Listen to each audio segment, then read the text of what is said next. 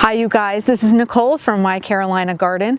My garden is located in Zone 8B in Wilmington, North Carolina. That is the southeast coast of North Carolina.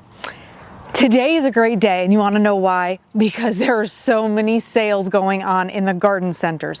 Now I realize I'm in Zone 8, which means maybe I'm a little further ahead than some people watching, so maybe your garden centers aren't quite there yet, but that's okay, because if it's already starting for me, it's going to be coming to you very soon. I wanted to share with you my garden haul because it is of the utmost importance to me to expand my garden this year. Well, I don't even want to say garden. I want to say landscape, multiple flower beds, multiple gardens. I want to expand them all, but I want to do that on a budget this year. And buying things on sale, like in springtime right now, is fabulous, fabulously amazing. So let me show you all the goodies that I got. It's so exciting. Some of the things I want to show you I have never had before, and other things I'm very familiar with. So the very first thing is the dianthus. The dianthus I have multiple varieties of all throughout my yard. This is dianthus also right here in the pink. It's an amazing performer. I absolutely love it. For me here in Zone 8, it stays as an evergreen for me. It will only bloom sporadically, a few blooms here or there throughout the winter, but its foliage stays green and you can't beat that. So this one here is called Carmen Red Dianthus, and this pink one, let's see if I can get out of here neatly and nicely, is called Scent First Tickled Pink Dianthus. So, oh my gosh, they are both full sun perennials and they are hardy zones 5+. So many of us get to enjoy them. Now, the very beautiful thing about both of these is they are mounding perennials, so you can get a nice little bushy plume of all these gorgeous flowers. The coloring is also fabulous. I like the vibrancy. You can get them in various colors. And again, because there are different varieties of them, they can have different looks. I chose these because the foliage on this one is a little lighter, so it's a little more of a blue, kind of almost silvery foliage, and then this one's a regular dark green. So I'm not even sure where I'm putting them yet, but let me tell you, this particular garden sale that I got, these are regularly $8 plants. They were on sale 2 for $10, so they became $5 each. So $5, you don't see these sales all the time. So strike while the iron's hot, my friends. I'm going to show you the next thing right along the pink dianthus because I got them to kind of go next to each other. Now this is not something I'm familiar with, so let's see what it even is. I read the tags before I bought everything. This one is also a mounding perennial and it also wants full sun. I'm gonna butcher the name, but it's Silver Brocade Artemisia. Again, the pairing on the two of these was what I was after, so I got two of these. These were also part of the sale, 2 for $10, so once again, I didn't think you could beat that. These babies are hardy zones 3+, so you're also going to get to enjoy them in the colder zones. So right along with that, the dianthus is fabulous. This one's actually going to get big, fairly big, bigger than I would have thought as buying it this size. It says the average mature size is 2 feet high by 3 feet wide. Eee! I really don't know where they're going, but again, these guys are going together. All right, some more babies that I have and I love, and they perform awesomely for me. Let me grab them out of here. Okay, I have some verbena here. So this one is actually a multicolored one, which I have never had before, but this pink right here, this is called Estrella Merlot. This one I put it in the ground in the fall and it stayed vibrant and beautiful all fall, all winter, evergreen, blooms, the whole shebang. And I decided I would be foolish to not get more of this. I have an entire garden bed that I am doing outside of my fence line that is going down a slope. This has a spreading habit. So this beautiful color is gonna start going out as a ground cover, just can't be beat. That's why I picked this one up also. Now I've never had this particular variety, so I don't know how fast it will spread compared to the other one, but this is a Lanai Twister Pink trailing verbena. So because it's trailing, it could be a magnificent addition to a planter. And in fact, I did think about doing that too, but in this case, I really do want a ground cover, so I thought I would pair this. I have a couple of these that I'm going to pair with the vibrant pink, so I'm looking forward to these. So verbena, let's get into a little of the care and requirements for the verbena.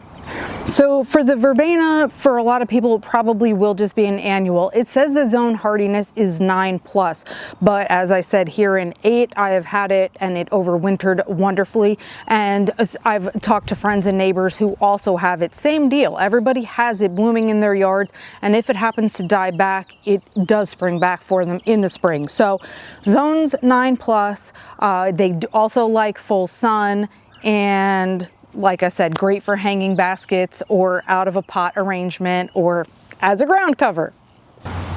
While I was out shopping for all the beautiful flowers, I had to get some necessities as well, like this Miracle Grow garden soil. Once again, you don't find these things on sale all throughout the year necessarily, so I'm going to get them while I can. These bags were buy 3, get 3 free, so I did get a bunch of them. Again, as I'm expanding my landscape, I really do want to make sure I have some good soil. I live right on the coast, so my soil is very sandy, so anything that I can do to give my plants a little more nutrients in there, I'm going to go ahead and do it. So besides the soil, I also bought some bags of mulch. This is the only time that the mulch goes on sale for $2 per bag, and this is 2 cubic feet in here. It's one of those sales that just can't be beat. So I have many areas that are going to need that as well. So those are just some necessities, not necessarily as fun. This is a pot of geraniums, multi-colors or multiple colors are inside of here. I was able to get this thanks to somebody that suggested I get geraniums on clearance. Now, the person that helped me check out of the garden center said to keep coming back and looking for clearance plants because they're getting such an abundance of plants being delivered all at once that they're going to continue to put a lot of other things on sale. Maybe they can't keep up with watering or space or whatever the situation may be. But I got this baby half price. Let's make sure it stays there or I'll be very sad. Some of the other things that they had were these little pots. I don't remember if this was called, yes, a pint. They're little pint containers of annuals. They usually run $2 each. They were on sale for $1 each. I got Dusty Miller because I'm looking to add a little arrangement together with some other plants here. The polka dot plant, let me see if I can grab the other one. I need more hands for this. I got a red and a pink and then the 2 Dusty Millers to go along with it. So I'm gonna make a little flower arrangement with those, but getting annuals for $1 each, also fabulous find. This right here, the pink chiffon Rose of Sharon. I did not get this on sale, but I got it while it was there because the pink chiffon was something that I was after. I want a Rose of Sharon to go along the backside of my poolside gardens. So this was just something specific that I was after and I picked it up while I can find it. So this is a flowering shrub. It's like the cousin of the hibiscus, so the flowers are quite similar. Even the leaves can be quite similar. So that is the Rose of Sharon. Now I'm gonna take you to the other side and show you some of the other things. Okay, so over to this side, I have a couple of things here that I have had before and a couple things that I have not. First of all, I got some more of the creeping moss phlox. So this phlox obviously is white. The pink is the kind I have behind me. I've had that one for many years and I've been able to divide it up and add it to other parts of my landscape.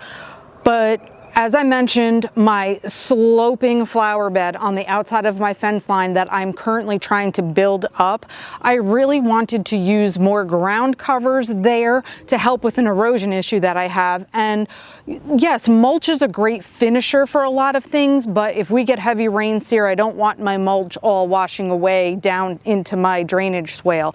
So getting a ground cover was important to me. I did pick up 3 of these creeping moss phlox. So this is a phlox, this is another kind of phlox, but they are both pretty cold hardy. I think this one is a hardy zone 3, this one's maybe a little bit above zone 3, something like that.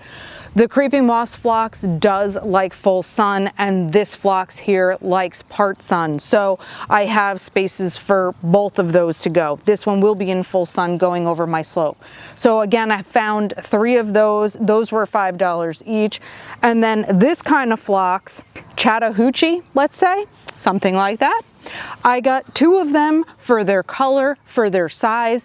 These are going to be tall babies compared to that as a ground cover. This is going to be like 36 inches tall. No, it's 18 inches tall, 36 inches wide. That's how big this is going to get. So it will have a spreading habit as well, but I guess it's going to be much more, something that stands off the ground much more, let's say it that way. So these, same sort of deal. I got 2, they were 2 for $10, so $5 each.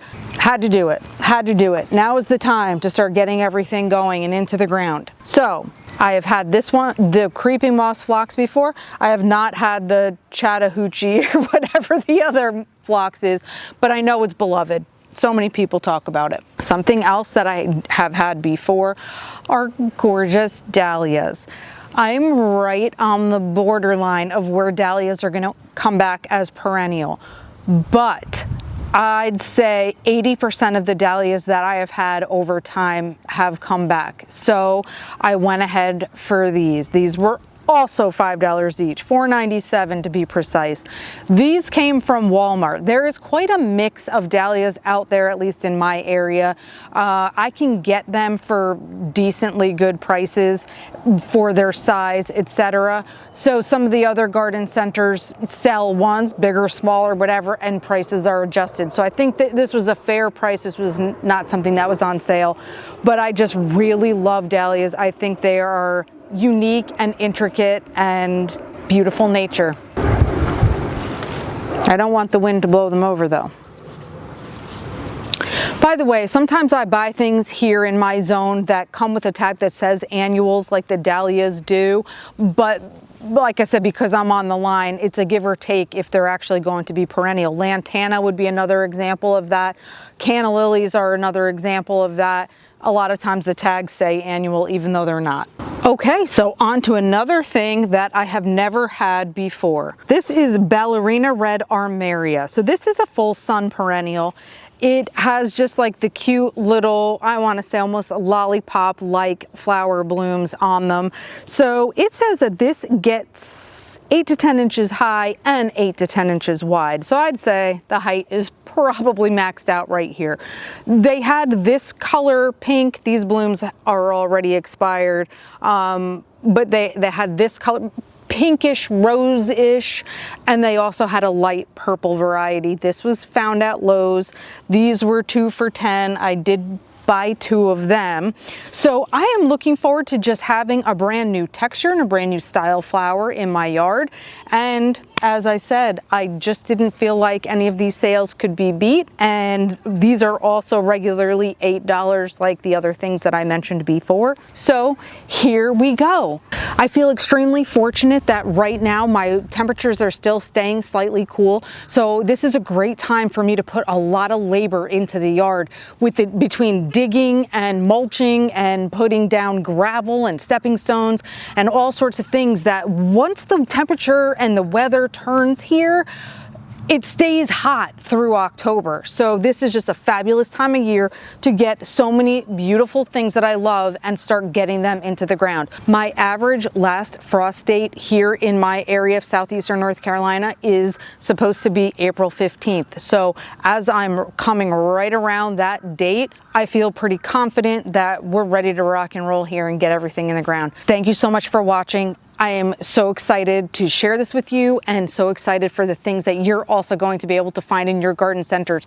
So here we go. Spring is what we've been waiting for. Thanks again and happy planting.